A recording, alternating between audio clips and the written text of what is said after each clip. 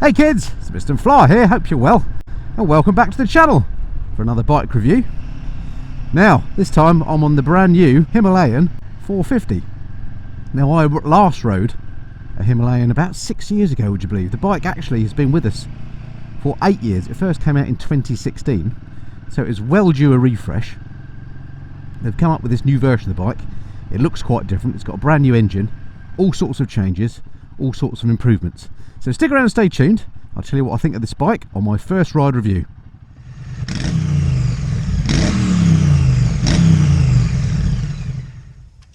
Next time you need to check the history of a motorcycle you're buying, use the link below and promo code FLYER to get 20% off your Car Vertical motorcycle buyer's report.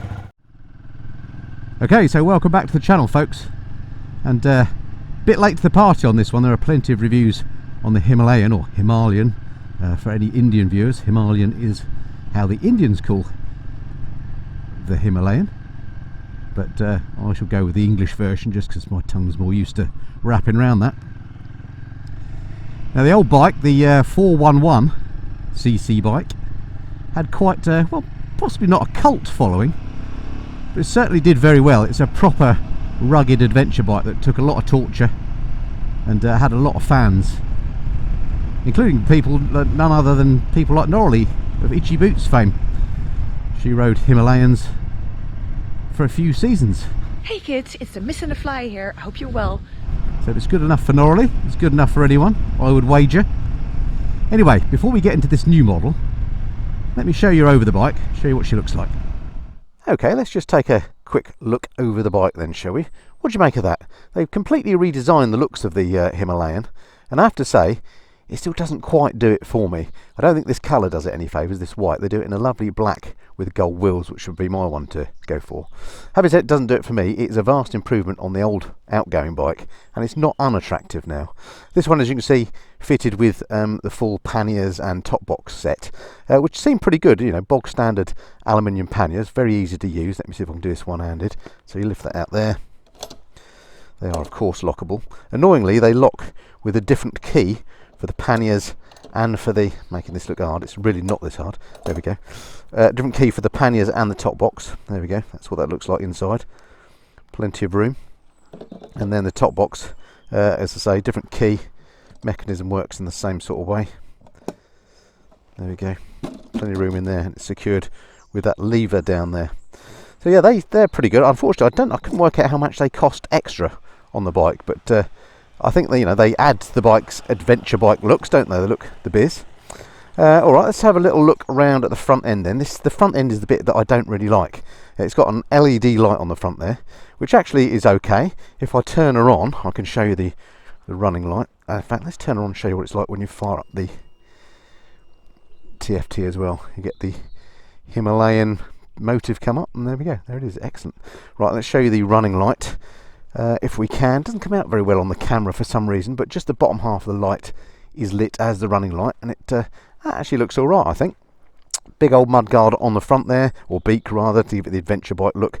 What is good is you've got a big wrap round mudguard on the front look, so it's actually going to catch some mud for a change.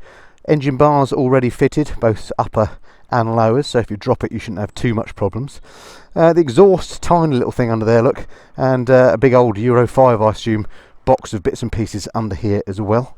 Not much more to say about that, I don't think. In terms of quality of build, it's pretty darn good. Looking at things like the welds, I always check those out. These look all right on here, don't they? They're not too bird's battery. So yeah, overall not too bad. What else to show you? All round the back, look, the lights, annoyingly those integrated ones, so they're both indicators and brake lights, a bit like what BMW do. I really don't like that idea. I'd like a proper brake light, but more manufacturers seem to be going that way, don't they? Anyway, there we go, that's what the bike looks like. Let's jump on her, ride her some more. Okay folks, welcome back aboard the new Himalayan 450. How does she ride? Well, way different to the old bike. And I have to say, the old bike, although I get its rugged features and it was great value for money and it had lots of fans, I wasn't particularly a fan of it. I just found it very underpowered, and I didn't like the looks either. It just was not for me, although I get that lots of people like that about the bike. Well, this bike, although the looks aren't necessarily for me either, the ride, I have to say, is instantly better than the outgoing machine. Even though it's only had a slight uplift in CC, it's had a massive uplift in power. We'll go through the specs later, but this one puts out something like 40 brake horsepower, whereas the old bike put out, I think, 25. So you know, this certainly feels almost twice as powerful, and it's got this brand new single cylinder engine for the first time on a Royal Enfield liquid cooled as well. And I have to say, it's a bit of a masterpiece of a unit, because it's a big old thumper, but it's really smooth to ride. It sounds like a thumper. You probably can't hear it very well on the microphone on this camera, but it doesn't really ride like one that I've experienced before, in that as you roll off, it's just super smooth. And there's very little engine braking on the bike as well. I don't know if you see that as a good thing or not. I do see it as a good thing in any gear. So I'm in 6 now, look, and it just glides along as you roll off. If I come right down, even to like 2nd gear, abuse the change down look, and there's not massive engine braking. It actually feels quite peppy now as well. I mean, it's still not a powerful engine, of course, but it's got plenty of grunt down where you need it, in the sort of 20 to 60 miles an hour regime. It's got plenty of go. And if you are going to use this bike for what it's intended, i.e. proper adventure riding, taking it on the rough stuff, then absolutely no issues now with the power that this bike puts out and the grunt that it's got. It's if you're on an on-road section, you can make progress at reasonable speed, and I dare say off-road the extra grunt would be helpful too. Although what I would say is it feels pretty heavy to lift off the side stand. It goes over a long way on the side stand actually, and it takes a bit of heft to get it off there. It makes you realise that it's not a lightweight bike. I mean, as adventure bikes go, it is quite lightweight, but I wouldn't personally want to take it off-road. Alrighty, let's just pop into a Great Missenden train station car park here, because this is where I do my little lugging about test, just to check to see what the bike is like, you know, simulating what it'd be like to move the bike around in your garage, and also to see what the turning circle is like. So I've done this many times on many bikes, as you may have seen before if you've watched the channel much. Let's find my favourite parking spot. They're all the same, these are all standard ones. Oh, here we are, this one's marked with some donut marks, that's how I know it's my favourite one. Right, there we go, in the middle of the parking spot. Very easy to find neutral, and the stand, which is massive, takes a bit of finding, and the bike goes over a flipping long way. Okay, there we go. So that is the bike on the stand. As I say, keep saying, it comes over a long way. It does have a bit of a grab handly thing here, crash bar, whatever that is that you can get hold of to lift her up. But my goodness me, does it take a bit of heft to get up. Anyway, once she's there, let's see what the turning circle's like. Round we go, full lock, and it feels pretty good turning circle actually. Round we go, yeah, very tight. There we go, and just leave her there. So that was middle of that parking space to the very edge of that. So that is a very tight turning circle. So good to live with in respect of turning circle, not so good if you're a bit of a weakling like me and lifting the thing up off the stand. It does feel heavier than it's 196 kilograms would have you believe. Alright, so what about the comfort as we turn off here for my bumpy road test? Well, comfort is all there. You're in a very comfortable riding position, typical adventure bike upright riding position. My legs are quite tucked up, feel a little bit more crunched up than they would on, say, a GS. It feels like you're quite low down compared to something like a GS, but otherwise the upper half of your body feels very much like you're on a GS. The handlebars are nice and wide in the same way. It's a very comfortable place to be. No issues with the comfort at all. Seats nice and padded. It's quite narrow at the front to allow you to get your legs down, and then goes a bit wider at the back. It does feel a little bit tilted forward for my liking, but comfort wise it's absolutely fine. And suspension wise, on this bumpy road, it's soaking up these bumps, a real treat. It's got shower suspension on here, again an upgrade from the outgoing bike, and it really shows. Handling around here is lovely actually. Wow, it actually feels quite light when you're going through the corners like that. It's a very easy bike to ride, very forgiving, very, very pleasant. And I don't think I ever said that about the old Himalayan. I found that quite hard work to ride. Of course, it has got a 21-inch front wheel on here to aid its off-roading credentials, but it turns in absolutely fine. I'm not finding that an issue. Let's go down this little handling patch of road. Nice. Can't believe that lack of engine braking. It feels really good actually. And this is a particularly bumpy road and it's really swallowing it up nicely.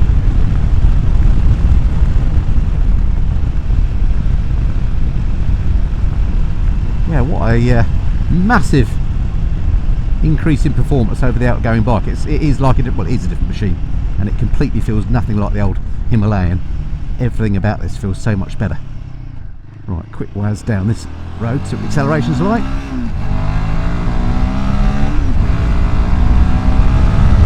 Yeah, it's not neck snapping, but it's fast enough, and it quickly gets you up to fast speeds as well. Easy up to the maximum road legal limit. So yeah, that engine is absolute cracker. Alright, while I enjoy this some more, let me whiz you through the numbers on the bike. Alright then, whizzing through the numbers, let's look at the specification on the new bike. Starting off with what I think is one of the highlights of the bike, if not the highlight, and this is this new peach of an engine. All new, water cooled for the first time on a Royal Enfield, 450cc single cylinder engine, putting out 40 brake horsepower. A huge increase in the old bike that put out something like 25 brake horsepower. Brakes on the front, unusually the disc look is round this side of the bike. They're normally on the other side, aren't they? See if I can actually show you that in the shadow. They are actually by Bray, which is the sort of budget end of the Brembo brake range. On the front we've got a 320mm disc, and that's got a 2-pot caliper. On the back we've got a 270mm disc with a single pot caliper. Suspension on the front, as we can see, provided by Shower. These are 43mm upside down forks. And they've got 200mm of travel. And tucked in for the rear we can see there's a monoshock there, and that's also got 200mm of travel. Seat height on the bike is adjustable from 825mm to 845mm. There is a low seat available that will take it to a minimum of 805mm. Wet weight of the bike is 196 kilograms, which doesn't sound so heavy for an adventure bike, but it actually feels quite heavy when you're moving it around, mainly because of the heft you need to move it off of that side stand. It really is a weird stand. It leans over a long way and takes quite a bit of shoving to get it off the stand. Pretty big tank on here at 17 litres. Being a single, expect this bike to be pretty frugal. Electronics wise, this does have a ride-by-wire throttle, so it's got switchable ABS, riding modes, this TFT with connectivity and navigation. Basically a huge increase in spec from the electronics front over the old 411cc machine. Price wise, the bike starts at £5,750 and goes up to £6,300 depending on the colour you choose. Okay, welcome back. So, what else about riding the bike do I need to tell you? Well, first off, the stuff you're looking at. This TFT is beautiful. Really, really like that. Really clear to see. It changes into a dark background when you go under trees and into dark lit spots automatically. It's a lovely thing. I wish other manufacturers would put TFTs in a dial like that. It looks so much better on retro style bikes. Not this particularly is a retro bike, but you know what I mean. A dial like that on some of the Triumphs, for example, Rocket 3 and the big Scrambler, would look really good. So top marks to Royal Enfield for that TFT. Mark off for the controls. I mean they're nice and simple on here, and they're shaped like normal Royal Enfield controls, but they've used a different material on the Himalayan from what they do on the other bikes. Well, some of the retros that use these sort of rotary switch gear, they have a different finish. They're sort of, I could describe them as baked-like. They're shiny and glossy. These just look like cheap plastic on here. They work all right, but they don't look quite as good quality as on the other bikes. I don't know why they've done that. Maybe they've changed supplier or didn't think it was appropriate on a non-retro bike. I don't know, but I prefer the other switch gear. Nothing too complicated on here. You've got a mode switch on the right handlebar, and down here you've got a little joystick to change the various features and functions on the TFT. The bike does come with connectivity, Google Maps navigation on it, and it's all controlled via this joystick. That's probably the subject for a whole other video rather than just a first ride review. So I think Royal Enfield have done a really nice job on that TFT, as I say, and the integration and everything, how that works. Not so much on the switch gear perhaps. That little joystick is a little bit fiddly. Mirrors on the bike, again I've seen these on other Royal Enfields. They're sort of Mickey Mouse stalky numbers. They are in keeping with the bike and they do work fine. I don't find the view out the back particularly expansive, to be honest, but you can see out the back absolutely fine, and they don't vibrate and they're easy to use, so no issues there. Talking of vibrations, because of that smooth engine, there really aren't any vibrations. I thought it would be, as a single, a vibratio lump, but not at all. Well done, the engineers, the development boys. I'm down at Bruntingthorpe, Leicestershire somewhere, the developers of the bike. Mainly ex-Triumph engineers, I understand. And if you told me I was on a Triumph single and closed my eyes, I wouldn't doubt you. Feels like a quality machine, this now. Of course, the bike, when it first came out, was very much a budget machine. It was, I think it was sub £4,000. Whereas now this bike comes in at just over 6, depending on the variant you get. And that puts it squarely in the same ballpark as things like the KTM 390 Adventure, Honda CRF. So it's up against some pretty stiff competition, this. So it's got to feel like a quality machine to compete against them. And it does feel like a quality machine, I have to say.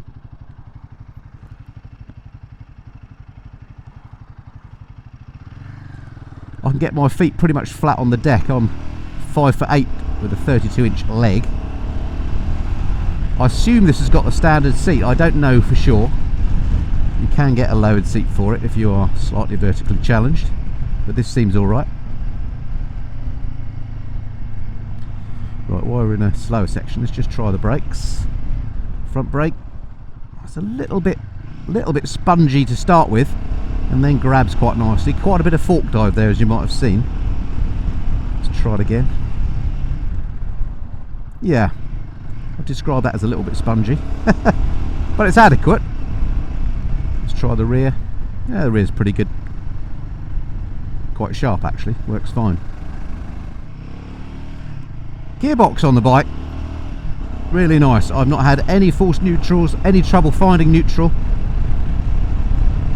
Nice smooth unit, no clonks as it engages or anything like that, and the clutch is lovely and light as well.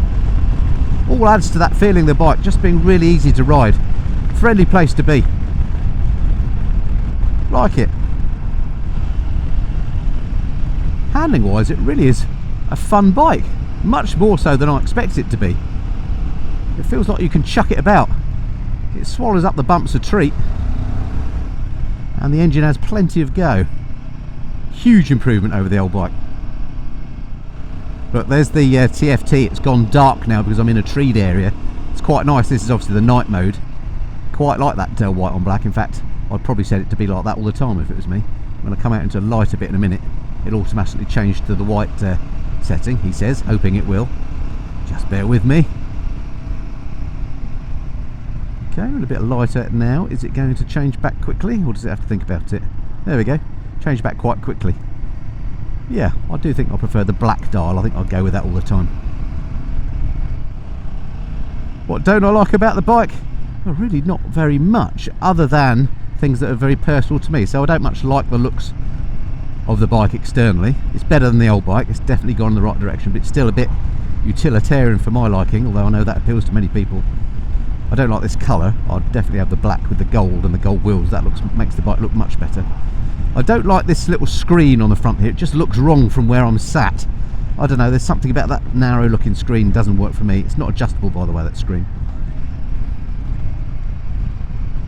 And I am sitting in a fair amount of wind blast. I can feel it around my helmet. I can feel it around the sides of me. Really, it's just keeping it off of my chest area. Not a big deal, it's not turbulent, so it's fine. But for me, that windscreen may as well not be there. Okay, so if the downsides are very subjective and to do with looks, what are the upsides of the new bike? Well, for me, very much the highlight is this new engine. It feels way more capable than any other single that I've ridden with Royal Enfield. And they do some good single engine bikes, it has to be said. I like the Scram 411, for example. But this engine just feels way more capable than that. It's a proper bike, this now. So the engine's a standout feature. Probably the next thing that I love, that TFT. I know I've gone on about it, but it's a really nice implementation. It looks classy, it works well, it's easy to understand. That's in keeping with the bike. And then the ride quality of the bike. The suspension feels good. It actually feels light in handling, even though the bike itself isn't that light when you move it around. And I love that lack of engine braking. It just doesn't feel like you're riding a single. So I think overall it has to be a thumbs up. It's just a matter of can you live with the looks of the bike. Alright, so there we go, that's my first ride review of the new Himalayan, the 450cc unit from Royal Enfield. Thank you to Royal Enfield UK for lending me the bike as ever. Thank you to you for watching the video and sticking with the channel. Don't forget to hit subscribe if you haven't done so already.